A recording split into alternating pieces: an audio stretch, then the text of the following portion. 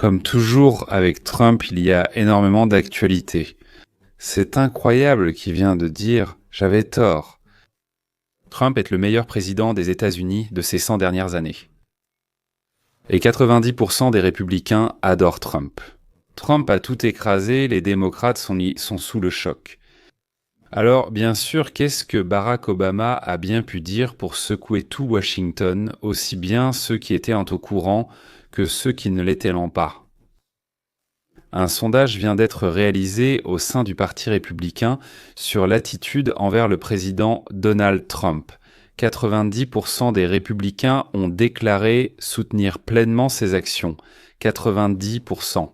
Cela n'est jamais arrivé auparavant. C'est 3% de plus qu'il y a un mois et c'était déjà un record à l'époque. Jamais le Parti républicain n'a soutenu quelqu'un autant qu'il soutient aujourd'hui Donald Trump. L'animateur qui l'a annoncé a dit « Il ne me manque qu'une seule chose », a-t-il déclaré. Mettre en prison les salauds qui ont essayé de détruire l'Amérique. Je suis tout à fait d'accord avec lui. Eh bien, alors que nous attendons tous des actions immédiates, des arrestations, des procès retentissants, les rouages de la vraie justice tournent. Ils tournent lentement, mais ils tournent. Au Congrès, des auditions sont en cours sur un certain nombre d'affaires flagrantes, telles que l'organisation de l'entrée de millions de migrants étrangers et non éduqués aux États-Unis. Après l'audition, le comité chargé de l'enquête décidera s'il y a un élément criminel dans l'affaire. Et s'il décide qu'il y a effectivement un élément criminel, il enverra tous les documents ainsi que son explication des conclusions au parquet général, c'est-à-dire au ministère de la Justice, où un procureur sera alors nommé. Parfois, on l'appelle procureur spécial ou autre chose. Parfois, c'est simplement le procureur de l'endroit, disons, de Washington, où tout cela s'est passé. Et après cela, le procureur nomme un enquêteur et ouvre une affaire. Et c'est étonnant d'ailleurs à quel point notre émission d'aujourd'hui est riche. Mais attendez jusqu'au dernier sujet. Vous allez halluciner. Non, halluciner, c'est trop faible. Vous allez rester sans voix. Alors, commençons. Dans le podcast, Steve Gardner recevait Mark Hewell. C'est le président d'une organisation publique appelée le Projet de surveillance. Que fait-elle ? Il recherche à de nombreuses reprises, ont trouvé, rendu public et transmis au tribunal des informations sur les violations commises par des fonctionnaires de l'État dans l'exercice de leurs fonctions. Mike vient tout juste de revenir d'une réunion du comité pour la défense de la patrie au Congrès. Voici le récit de Steve à propos de Mike. Mon invité d'aujourd'hui vient tout juste de rentrer après avoir témoigné sur la colline du Capitole. À propos de Biden, du trafic d'enfants, du fait que ces grâces accordées d'un simple coup de stylo sont illégales et de la façon dont nous allons essayer de les annuler. Et comment nous allons les annuler? Mike Hawey, merci beaucoup de m'avoir rejoint. Content de revenir ici. Mike est donc président. Leur groupe dépose des plaintes, fait des demandes selon la loi sur la liberté d'information, mène toutes sortes d'enquêtes approfondies. Ils étaient derrière certaines des plus grandes affaires qui intéressent Mike. Alors, tu viens juste d'être sur la colline du Capitole. Tu parlais du scandale avec l'autopen. Mes gars sont connus à la Maison-Blanche et sur la colline du Capitole. Il est actif dans le MAGA et mène des recherches sur les enquêtes concernant d'éventuels crimes et abus. Avant que, disons, le Congrès ou le ministère n'ait des raisons de les ouvrir, c'est-à-dire qu'il y a des soupçons, mais pas de raisons. Et c'est alors que des organisations comme celle-ci interviennent, qu'elles soient de gauche ou de droite, et du côté droit. Bien sûr, oui. Voilà. Ah, ces documents servent souvent ensuite à ouvrir des affaires judiciaires et des enquêtes. Il s'agissait du comité de sécurité intérieure de PALAK et des représentants. Les auditions portèrent sur le rôle des organisations à but non lucratif dans la gestion de la crise frontalière causée par Biden. Et j'ai profité de l'occasion pour expliquer comment ces mêmes organisations à but non lucratif qui ont ouvert la frontière et y contribuent se sont livrées à la traque des agents. Et les démocrates les soutenaient et cela ne leur a pas du tout plu. Je pense qu'il faut en dire un peu plus sur le schéma de détournement de nos impôts hors de tout contrôle afin d'atteindre les objectifs criminels du Parti démocrate. Aide mon public à comprendre. Je pense que dans le contexte de l'OSIT, j'ai réussi à bien expliquer à mon public qu'il existe ces organisations non gouvernementales, c'est-à-dire des organisations non gouvernementales. Et il créait ces organisations caritatives ou missions, recevait des milliards de dollars du gouvernement, puis en fait utilisait cet argent pour détruire l'Amérique, nous inonder d'immigrés illégaux, faire venir de nombreux travailleurs non qualifiés, des familles de pays tiers. Aide mon public à comprendre à quel point ces organisations non gouvernementales étaient mauvaises. Les gens connaissent Woodrow Wilson et l'administration, mais plus tard, souvenez-vous du président Obama. Il a souvent été frustré de ne pas pouvoir obtenir ce qu'il voulait dans le cadre de la Constitution. Le décret sur les Dreamers aborde précisément cette question. Il a dit « D'accord, j'ai un stylo et un téléphone. Je vais le faire moi-même. Point. » Il se plaignait des restrictions constitutionnelles. C'est alors qu'un think tank a proposé une nouvelle théorie de gouvernance. L'État administratif existait déjà il y a un siècle. Voici son évolution. La nouvelle théorie est la gouvernance sans gouvernement. Ce n'est pas une idée libertarienne de remplacer le gouvernement par du personnel de service, c'est une idée dictatoriale de remplacer les représentants élus et ceux approuvés par le Sénat. Des fonctionnaires, là-bas. Je ne sais pas, pour ainsi dire, chez nous le Congrès n'approuve rien, mais le Congrès approuve par exemple les budgets.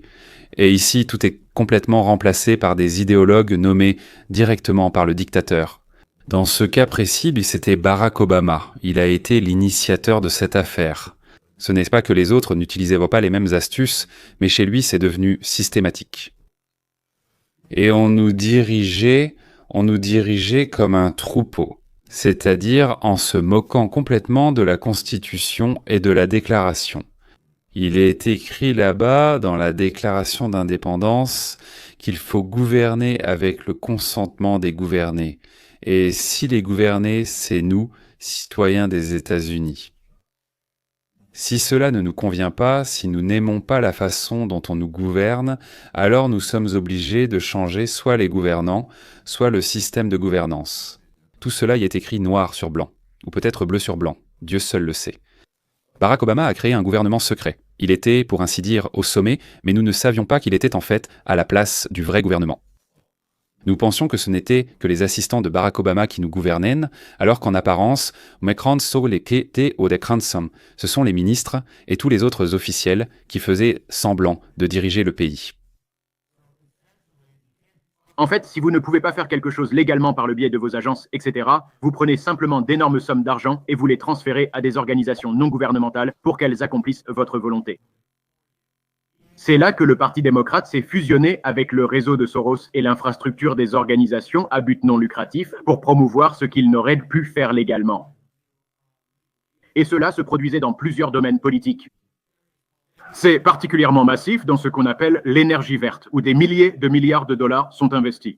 C'est aussi considérable dans le domaine culturel, avec la promotion de nombreux éléments liés à la communauté lesbienne, gay, bisexuelle, transgenre, queer+, et ainsi de suite. Mais cela s'est particulièrement développé sur les questions liées à la frontière sous l'administration de Biden. De la même manière qu'en Russie, les fonctionnaires et le KGB se sont mêlés aux crimes organisés pour former un nouveau type de gestion du peuple aux États-Unis. Grâce aux efforts d'Obama, la bureaucratie, principalement les démocrates, bien sûr, s'est alliée au grand capital et à un immense réseau d'organisations à but non lucratif créés par des milliardaires comme Soros. Pour organiser toutes sortes de révolutions de velours rose à travers le monde, y compris le remplacement de l'ordre constitutionnel aux États-Unis et la transformation de ce que nous avons en deux classes, le peuple et les serviteurs du peuple. La terminologie, je l'ai empruntée à l'Union des républiques socialistes soviétiques. Ils avaient un énorme problème. Voilà ce qu'ils voulaient faire. Ils souhaitaient une population maximale dans le pays, mais c'est compliqué.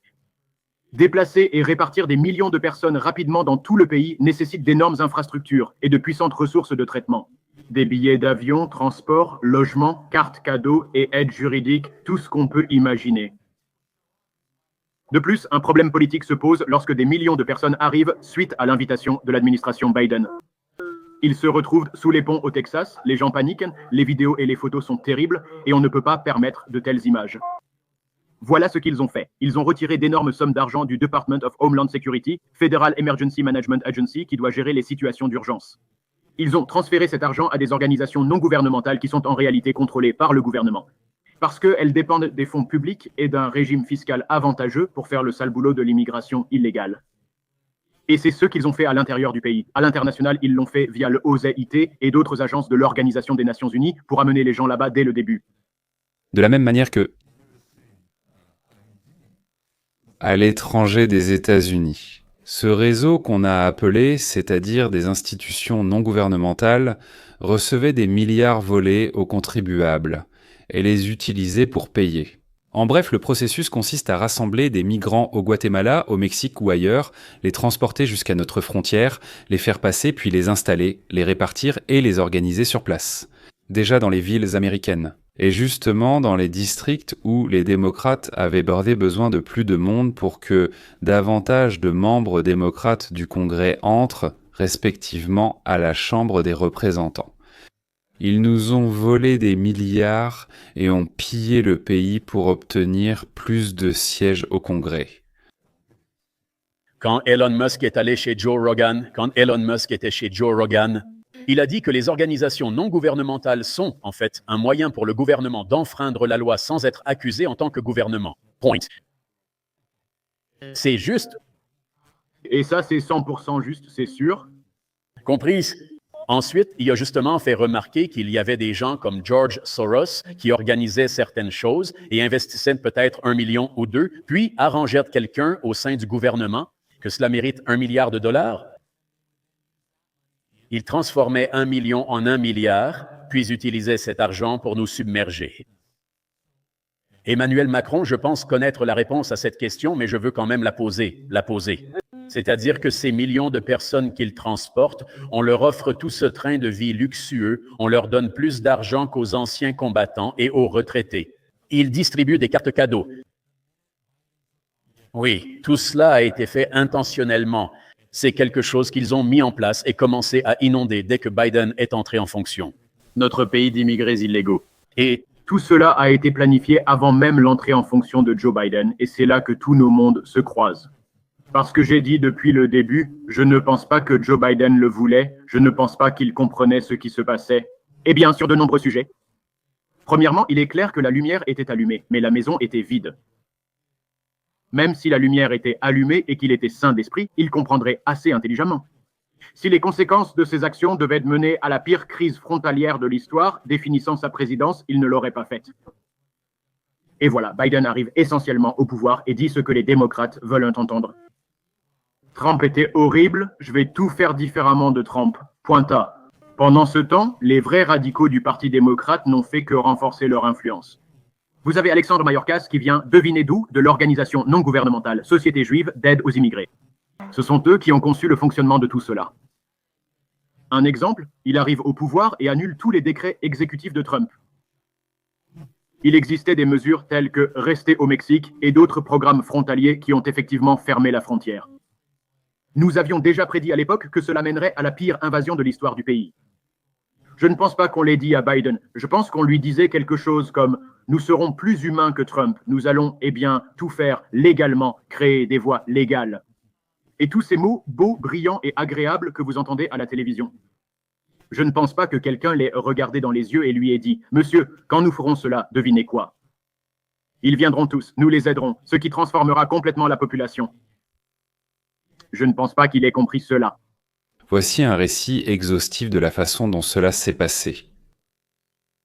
D'abord, on nous volait, puis on répartissait le budget de façon à ce que d'énormes sommes aillent aux besoins sociaux, mais pas à la médecine ou aux retraites, plutôt à divers projets.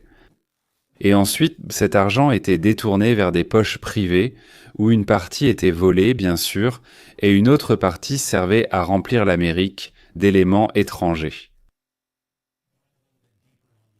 Si on creuse un peu plus sur le sujet du stylo, cette semaine, j'ai lu dans le New York Post que Biden, en fait, dit « Je n'ai pas examiné ces documents, je ne les ai pas approuvés. » Je ne pense pas qu'il aurait dû dire cela dans ce podcast.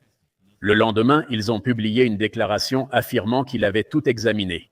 Vous savez, il a utilisé ses pouvoirs pour donner l'autorisation de signer, puis il a envoyé ça pour une signature automatique, parce qu'en tant que président, il est trop occupé pour signer les documents lui-même.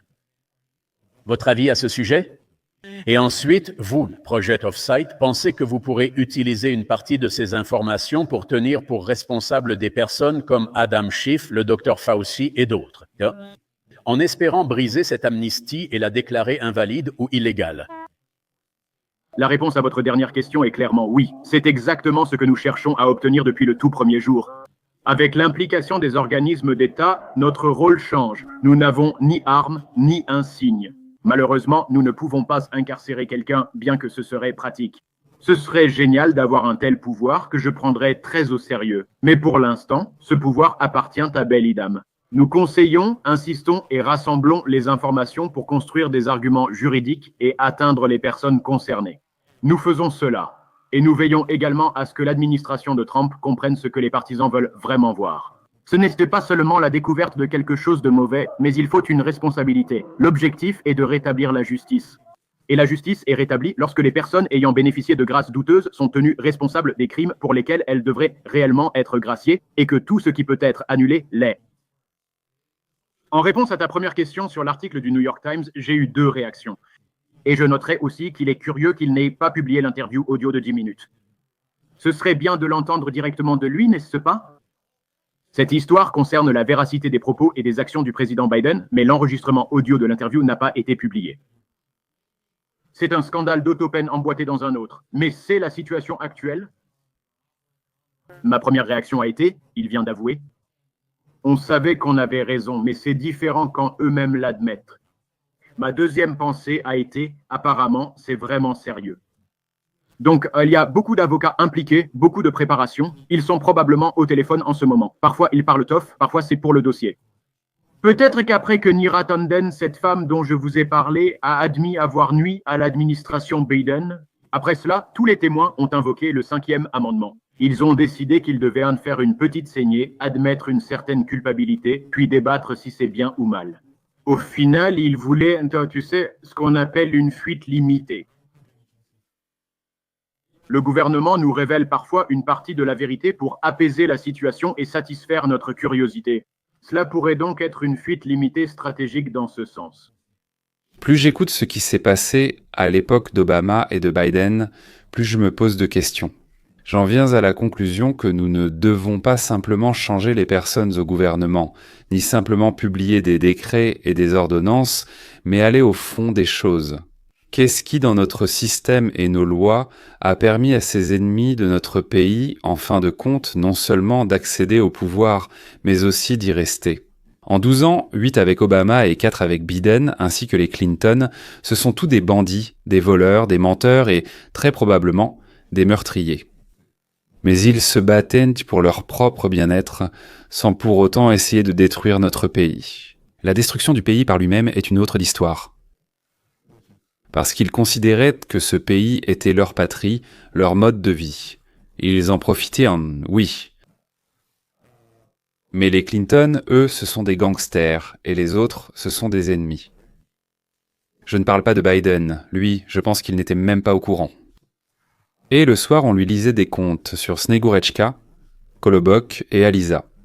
Et il pensait qu'il était le meilleur président de l'histoire des États-Unis et des environs. Il y a quelques semaines, on m'a dit « Président Trump a fait tout ce que je voulais. Il n'y a littéralement rien qu'il n'ait pas fait pour sa base ou ses électeurs. » Et j'ai répondu « Je ne suis pas d'accord avec toi. Je crois qu'ils veulent simplement des arrestations. Ils veulent une certaine responsabilité. Ils ont vu de leurs propres yeux des gens enfreindre la loi, trahir notre pays, trahir notre parti, trahir notre président. » Et justement, aujourd'hui, j'ai vu chez un autre YouTuber, Professeur Hannes, la question est, si vous ne pouviez voter que sur une seule question, laquelle ce serait? 55%, avec une large avance, ils ont choisi de tenir les traîtres et les criminels pour responsables. Alors, pensez-vous que le Parti républicain est au courant de cela et fait simplement preuve de politesse, ou pensez-vous qu'il y a simplement beaucoup de procédures que la personne moyenne ne comprend pas? À votre avis, où en sommes-nous dans cette situation?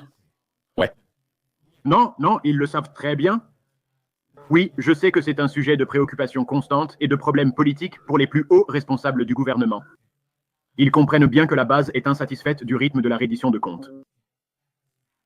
Nous faisons tout pour les aider à assurer l'éco-responsabilité. Cependant, il est indéniable qu'à l'heure actuelle, cela ne s'est pas produit. Je pense que tout le monde le comprend. Je pense que chacun dans l'administration le reconnaît en privé, même s'il ne l'admettent pas publiquement. Mais c'est bien. C'est la première étape pour résoudre un problème. L'admettre. Oui, cela doit arriver. Nous les aidons à y parvenir. Le scandale des sous-titres automatiques révèle tout son intérêt. L'émigration arrive en deuxième position dans ce sondage. Le professeur travaille sur un projet de surveillance en bas, car nous avons les mêmes impressions. Il n'y a pas eu de déportation massive. Les chiffres sont bas. Les médias présentent cela de façon spectaculaire, mais en réalité, nous ne sommes qu'une administration ordinaire. Une procédure d'approbation pour un important budget a récemment eu lieu. Ils viennent de recevoir une grosse somme d'argent, ce qui devrait faire grimper ce chiffre, mais c'est précisément pour cette raison qu'ils seront évalués, selon moi. J'en ai récemment discuté avec VIKS suite à l'échec lié au dossier d'Epstein. J'ai dit que les primaires et les élections de mi-mandat finiraient par se concentrer sur deux problèmes clés et leurs solutions, la responsabilité et les expulsions massives. Je pense que c'est exactement cela qui amènera la base MAGA une part importante de l'électorat et la principale force motrice aux élections. Cela soulève une question cruciale. Quel sera le visage du Parti républicain après l'ère Donald Trump? L'establishment absorbera-t-il MAGA ou l'inverse se produira-t-il? Et nous devons gagner sur ces questions si nous voulons que MAGA absorbe l'establishment. Mais, bien dit. Je veux donc vous assurer que la Maison-Blanche comprend bien qu'il faut juger et punir.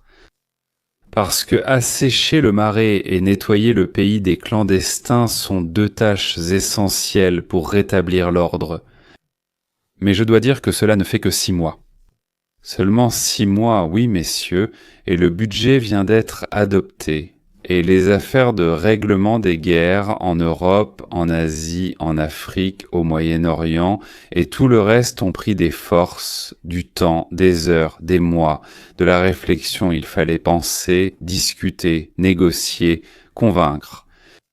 Mais l'affaire avec Laetitia et Adam Schiff, l'affaire avec Vtorouchka et les signatures et bien d'autres choses indiquent que bientôt, beaucoup de ceux qui ont menti, trompé, volé, falsifié seront exposés. Tous ces gens vont dépenser de l'argent pour se défendre de leurs actes ignobles, dont ils ne pourront pas s'échapper, même en allant à l'étranger. Ils ne pourront pas se cacher dans une cave non plus.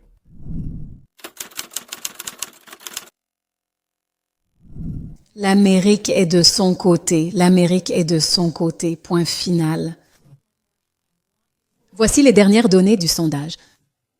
Je veux que vous voyiez la réaction de la journaliste qui fait « Waouh, vous savez quoi? Il est vraiment comme recouvert de téflon. Regardez par vous-même. » Honnêtement, ça m'a un peu surpris parce qu'il y a tellement de plaintes sur Internet. Tout le monde attaque Trump. Tous les médias en ligne, toutes les télés et même les fers à repasser disent aussi que Trump cache les exploits d'Epstein. Parce qu'il est lui-même impliqué, il ne sait pas, il ne fait rien, il cache. Parce que lui-même a la gueule pleine de plumes, de duvet et de farine. Et tous ceux qui disaient cela prédisaient la chute de sa cote de popularité. Mais qu'est-ce qui se passe réellement? Et en ce qui concerne l'affaire Epstein, contrairement aux attentes, la cote d'approbation de Trump parmi les républicains est en hausse. De plus en plus de républicains approuvent Trump. Notre dernier sondage montre que 88% des républicains sont favorables, contre 86% dans le sondage précédent. Et qu'en est-il du sondage Quinnipiac? Dans le sondage précédent, 87% des républicains approuvaient. Cette semaine, 90% des républicains. La cote d'approbation de Donald Trump a augmenté depuis le début de la saga Epstein. Il est au sommet, ou très proche du sommet, en termes de popularité parmi les électeurs républicains, indépendamment des plaintes concernant l'affaire Epstein. C'est drôle, ils ont ce sondeur-là. Les sondages qu'il fait sont toujours joyeux, oui. Mais l'animateur, lui, ne trouve pas ça drôle du tout. Tu as démontré que tout ce qu'on lit en ligne n'est pas toujours véridique. Vous venez de prouver que tout ce qu'il y a sur Internet n'est pas forcément réel dans la vraie vie. Étonnant? Ce n'est pas la réalité. Y a-t-il une raison pour laquelle cela ne l'a pas affecté et ne lui a pas fait de mal? Ouais, je veux dire, dans l'ICS, on n'entend parler que des dossiers d'Epstein. Mais qu'en est-il si cela devient connu du grand public? Les républicains qui disaient que l'affaire Epstein était la question principale ont répondu 1 sur 1 et non 1%, un seul répondant. C'est une excellente découverte de Riel Edwards-Levy, qui fait partie de notre équipe de sondage. Un seul républicain a cité l'affaire Epstein comme principal problème du pays. Sa cote de popularité n'est donc pas étonnante. Un sondage révèle que les démocrates évoquent que l'affaire Epstein et l'implication de Trump. A décidé de demander aux républicains ce qui est le plus important, ce qui les préoccupe, et a donné plusieurs options de réponse. Combien de personnes parmi les milliers interrogés ont dit qu'Epstein et sa liste les préoccupent le plus parmi les républicains? Eh bien, vous avez déjà vu la réponse. Pas 1%, pas un quart, mais une seule personne. Il pense que la chose la plus importante parmi les plus importantes, c'est Epstein. Et qu'est-ce qui est important? L'économie se porte bien, l'inflation baisse, nous devenons plus en sécurité parce qu'ils remettent de l'ordre dans les rues. Je voulais vous parler de quelque chose qui m'a frappé et qui m'a vraiment réjoui. En Amérique, il y a un groupe de personnes extrêmement sages, dont le co-créateur. C'est-à-dire que, pour la première fois au monde, un magasin a été créé où l'on pouvait venir et tout acheter. Tout ce qu'il fallait pour construire n'importe quoi. En plus, on pouvait obtenir des conseils qualifiés, une réponse sur la façon de le faire. La personne qui a inventé cela s'appelle Ken Langone, et je pense qu'il a plus de 90 ans, mais il est en pleine forme et il a toute sa tête. Il était contre Trump. Il disait que la politique et l'économie de Trump allaient nuire au pays. Soudain, j'ai appris qu'il avait changé de position. Ken Langone est le fondateur de Home Depot et c'est un homme formidable. Je le connais depuis de très nombreuses années et j'adore Ken.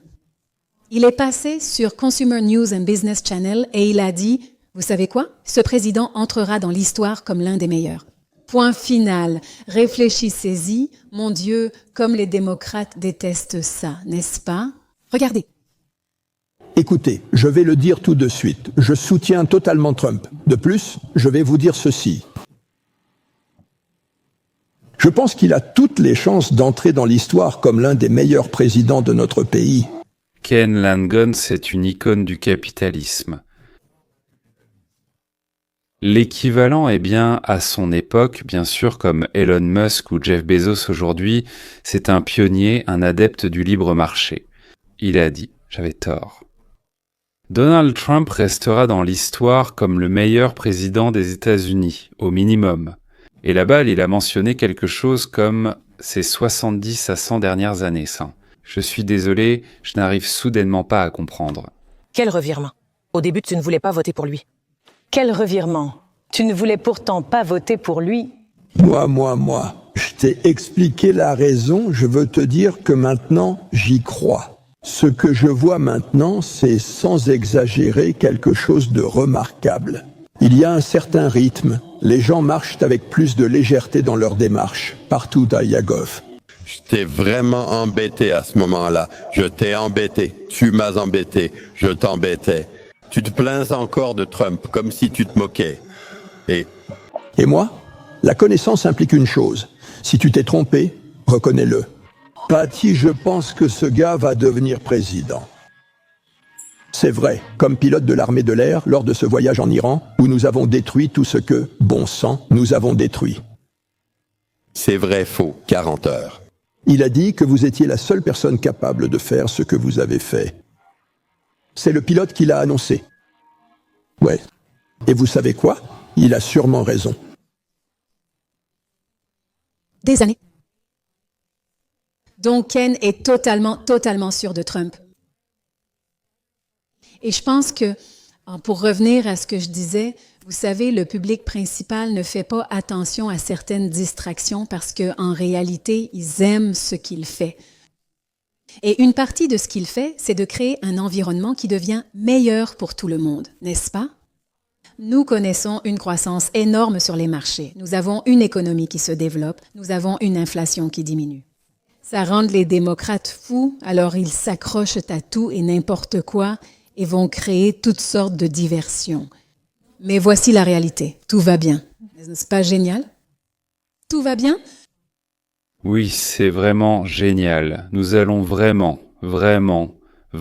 bien. Est-ce que ça pourrait être encore mieux? Oui, bien sûr, il n'y a pas de limite au bien. Mais en regardant en arrière et sur les côtés aussi, dans le passé tout récent, j'ai vraiment envie de dire que les choses sont excellentes. Au fait, je me suis souvenu qu'en plus des vidéos habituelles, d'ailleurs quotidiennes, parfois même plusieurs fois par jour, j'en publiais sur des sujets qui surgissaient soudainement dans la journée jusqu'au matin. Les transporter, disons, seraient déjà dépassés comme ça. Et en plus de cela, je fais aussi des programmes pour les sponsors. Un sponsor est une personne qui nous donne 4 $ par mois, ou plus si possible. Vous pouvez également donner moins en vous abonnant pour un an, ce qui revient à 3 $ par mois. Faisons-le ensemble. Donc pour cela, vous recevez mes remerciements, vous recevez quelque chose de très important, n'est-ce pas? Des vidéos supplémentaires. Et bientôt, nous commencerons des rencontres virtuelles sur Zoom ou quelque chose de similaire, spécialement pour les sponsors. Et plus bas, il y aura donc, en plus du lien pour les sponsors, un lien vers mon livre. Capitalisme 101, c'est une collection d'histoires, d'anecdotes, de blagues, d'exemples expliquant pourquoi le capitalisme, c'est génial, et le collectivisme, c'est abject. Le livre est ça gratuit. Pourquoi? Parce que tout à coup, on offre un livre gratuit, non? C'est que t'en es. C'est pour que vous vous abonniez, et aussi gratuitement, au cours vidéo Feuille de route vers la liberté. Totalement sans aucun paiement. Nous ne vous payons rien pour cela, et vous ne nous payez rien non plus. Je cherche des compagnons capables de penser logiquement, d'apprendre et ensuite d'enseigner aux autres. Mais il faut être curieux, patient et intellectuellement honnête, sinon...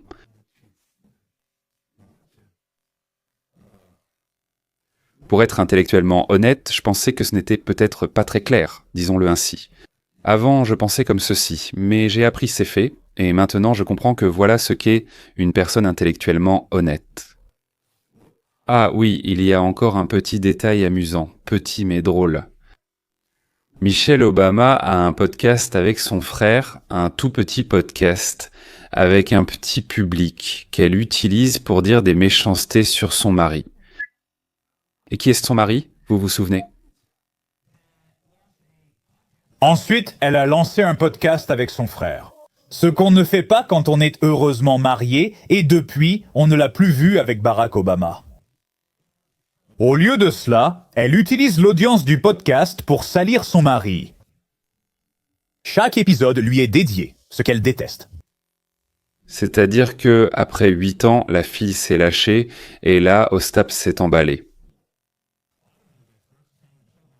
Les experts en langage corporel disent que Michelle Obama et Barack Obama, qui sont apparus ensemble dans le podcast, l'expert en langage corporel affirme qu'il y a ici plus qu'il n'y paraît à première vue. La première dame avait l'air mal à l'aise et anxieuse en rencontrant son mari.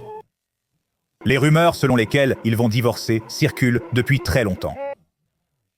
Micheline a répondu à ces spéculations en déclarant que pendant tout leur mariage, elle n'a jamais eu un seul moment où elle a pensé au divorce. C'est vrai, mais qu'en est-il de ce cas où elle a dit qu'elle ne voulait pas avoir de fils? Pour Barack Obama, c'est littéralement ce qu'elle a dit, une personne complètement méchante. Faites attention à la personne que vous épousez. Voici ce dialogue. Laissez-moi vous montrer à quel point cela semble naturel entre eux. Un couple marié ordinaire. Bonjour, regardez-vous. Comment vous attendez? Vous aimez, n'est-ce pas? Oui, c'est tellement mignon. Le moulin à rumeurs, les gars, alors maintenant je ne commence pas. Je ne peux pas. C'est une situation précaire. D'accord, je suis content de vous voir ensemble. Quand nous ne sommes pas ensemble, les gens pensent que nous avons divorcé, ce qui prouve que nous passons beaucoup de temps dans la même pièce. C'est la rencontre la plus étrange de conjoints amoureux que j'ai jamais vue dans ma vie. Je vois ma femme pratiquement tous les jours, sauf si nous sommes en déplacement. Je n'aime pas passer la nuit hors de chez moi. J'aime dormir dans mon propre lit. C'est la salutation par étreinte la plus étrange et la plus effrayante que j'ai jamais vue. Je veux dire, c'est comme s'il la déposait simplement. Il n'y a aucune émotion là-dedans. C'est totalement platonique et c'est gênant. Là, vous pouvez remarquer, vous pouvez comprendre pourquoi les détecteurs de mensonges fonctionnent. Parce que, par exemple, votre pouls s'accélère, le sang commence à circuler plus vite. On peut entendre à la voix d'une personne, quand sa voix devient plus aiguë. Oh mince, on voit tout de suite qu'il est nerveux. On peut comprendre qu'il essaie de mentir. Quand ta voix devient plus aiguë... Tu mens? Attends. Toi, regarde-toi, regardez-vous. Pendant tout notre mariage, il n'y a jamais eu un seul instant où j'ai pensé à partir. Oui, nous avons vraiment traversé des moments difficiles, mais nous avons aussi eu beaucoup de moments joyeux, beaucoup d'aventures, et je suis devenue une meilleure personne grâce à l'homme que j'ai épousé. Ça suffit, ne me fais pas pleurer dès le début. C'est mignon, arrête, ne me fais pas fondre en larmes. Bienvenue. Bienvenue à quoi? Oh d'accord. Et toi? Tu as une moitié? Tu as une femme, une copine ou quelqu'un d'autre? Mais est-ce que vous les aimez? Est-ce que vous les accueillez à la porte en disant « Oh, qui aurait cru que tu serais là aujourd'hui ?» Je suis soulagé qu'on ne nous ait pas repérés au concert sur le grand écran. D'accord, passons. Et comment ça s'est développé, la vie et la conversation dans le podcast? Rappelons-nous de l'interview de Tucker Carlson avec Larry Simpler, où il a été révélé qu'Obama est gay. D'accord, je dis juste, c'est juste une interview. Et d'ailleurs, Obama dit que tu as besoin d'un ami gay. Point. Ce n'est pas moi qui le dis, c'est Barack Obama qui l'a dit. Mesdames et messieurs, l'ancien président Barack Obama a déclaré que chaque homme a besoin d'un ami gay pour apprendre l'empathie. Quand il était, sur le podcast, Michelle Obama dit que les hommes ont besoin d'un ami gay pour faire preuve d'empathie et de gentillesse. Et d'ailleurs, une telle personne devrait faire partie de votre cercle d'amis. Si vous avez un garçon qui est gay ou non-binaire, ou quelque chose comme ça. Il devrait être accompagné pour pouvoir... Dire d'accord. Je ne suis pas seul dans cette situation, point. Bon, d'accord, Eh bien, on dirait que c'est simple. Tout le monde raconte n'importe quoi en ce moment. Voici ce que pense Jesse Otters à ce sujet. Il ne veut pas que tu... Reste simplement allongé sur le canapé. Il encourage les gars à laisser de côté le baseball et à prendre un programme. Ils doivent apprendre à être plus que simplement un sport qui les intéresse. Ouais. Et eux, et même s'ils acquièrent d'excellentes compétences dans le sport et apprennent de nombreuses qualités. Commandant! Je pense que nous devons dire très consciemment à nos garçons, ça suffit le sport, essayons autre chose, point final. Parfois, tout se résume simplement à dire à nos garçons ton intérêt pour l'art, ton intérêt pour, eux. Le théâtre, c'est génial. Chaque garçon devrait avoir un ami homosexuel. Pourquoi? Pour que l'ami apprenne au garçon à comprendre et à partager les émotions et les sentiments d'une autre personne. Chaque garçon. J'ai 3 petits-fils et 2 petites filles. Je ne voudrais pas vraiment que des homosexuels leur apprennent à partager les émotions. Si l'un d'eux décide de lui-même que les relations homosexuelles, c'est ce qu'il ou elle veut, eh bien, ainsi soit-il. Mais cette idée d'un ami homosexuel qui enseigne les émotions, ça ne m'a pas vraiment plu. Il semble que Barack, quand il était jeune garçon, a aimé cette idée. Professeur gay à l'université. Et à cette époque, quand un homosexuel assumé ne sortait pas souvent de l'ombre, il est devenu l'un de mes professeurs préférés. Tu en as besoin? Soyez compatissant et aimable. Et au fait, il vous faut, Cette personne, dans votre groupe d'amis, alors, si vous avez un garçon qui est non-binaire ou peu importe qui, vers qui se tourner? D'accord, je ne suis pas seul là-dedans. Point. C'est ce qu'il semble. Et j'ai fait une interview avec un certain Larry Seclair qui était un ami homosexuel. Barakalava. Je vous rappelle que Tucker Carlson a interviewé Larry Sinclair, vous pouvez regarder l'interview vous-même, et il dit qu'il achetait de la drogue pour Barack Obama. Et ils ont, passé un bon moment ensemble sur la banquette arrière d'une limousine.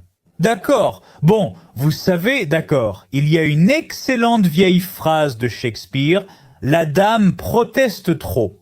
Et c'est vraiment ce qui frappe le plus dans toute cette histoire.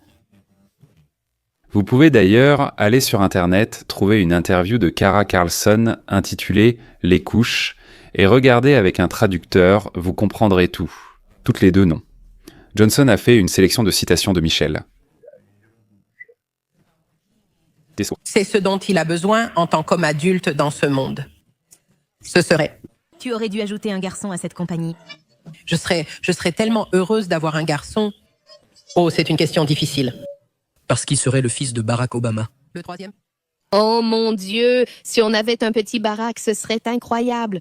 Je le plaindrais. Dieu nous en préserve et Toll ne voulait pas de fils. Il aurait pu, Dieu nous en garde, ressembler à Barack. Une file de personnes attendait pour serrer la main de nos maris.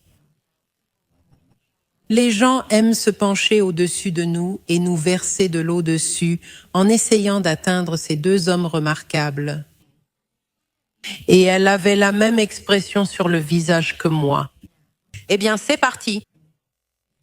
Et j'ai regardé cette femme magnifique, la femme que nous avions. Avions-nous vraiment eu une conversation? Pas avant l'après-midi? Donc, vous ne vous êtes pas rencontrés, nous ne nous sommes pas rencontrés, nous venions juste de nous voir.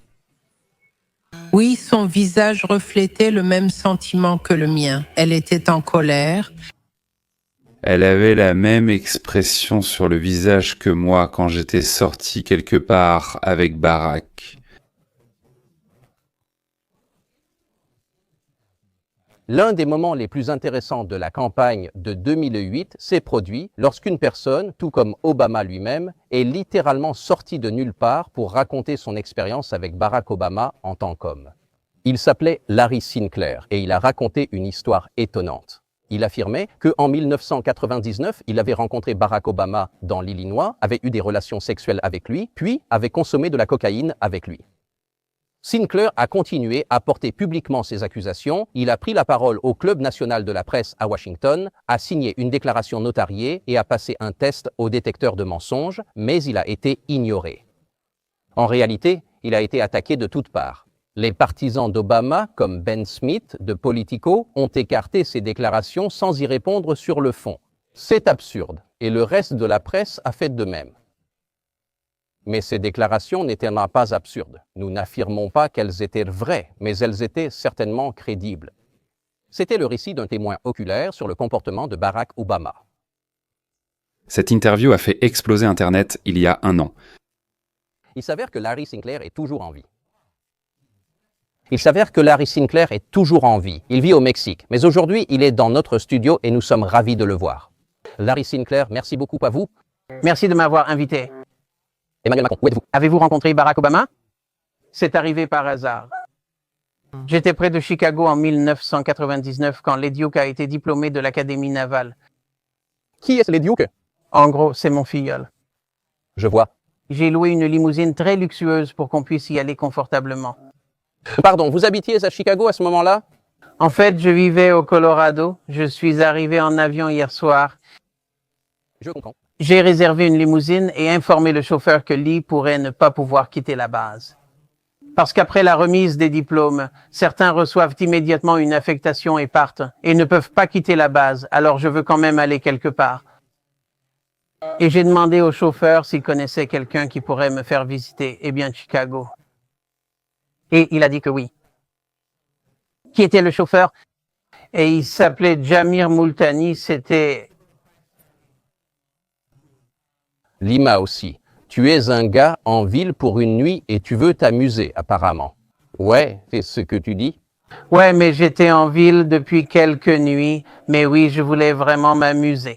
Et tu l'as clairement fait comprendre au chauffeur? Ah oui. Ah oui, moi, il n'y avait aucun malentendu.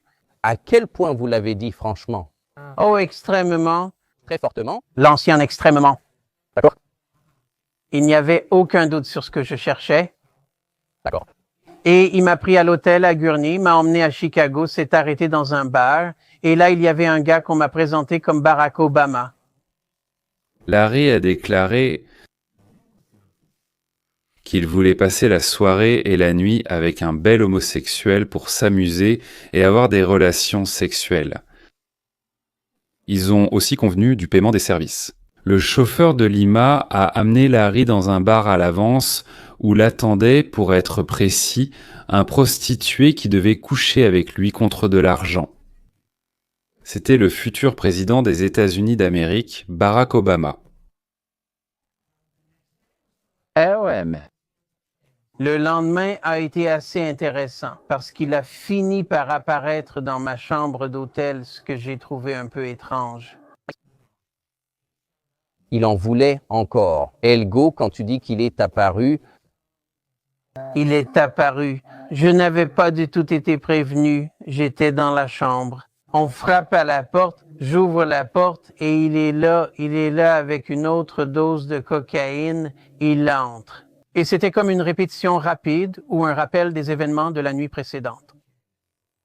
Exactement le même scénario. Exactement le même scénario. Il fumait encore. Ouais. Donc Barack Obama fume du crack. Et ensuite, vous lui faites une fellation.